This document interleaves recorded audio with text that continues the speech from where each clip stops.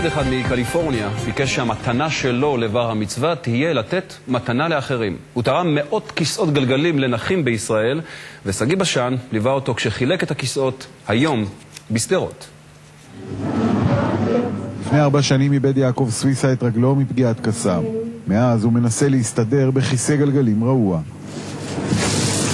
זהו טיילור הוכמן מקליפורניה. הוא עוד לא בן 13, אבל החליט שמשימת בר המצווה שלו היא להושיב את נכי ישראל על כיסאות גלגלים חדשים. We made a video, and then we would go to donors and we would show them the video and ask them to help the foundation. הרב פיזה משדרות וצעירי חב"ד החליטו להירתם למשימה וללוות לשדרות מסעית שעליה כ-300 כיסאות גלגלים.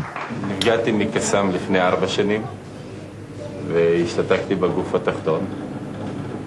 ומאז אני מרותק לכיסא גלגלים. Well, I hope this wheelchair can help you because I see that you've had to go through some suffering and I hope this helps ease it up. Very, very appreciative.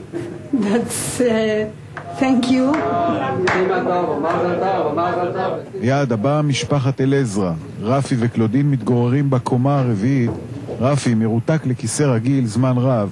כיסא גלגלים היה עבורו חלום בלתי ניתן להשגה.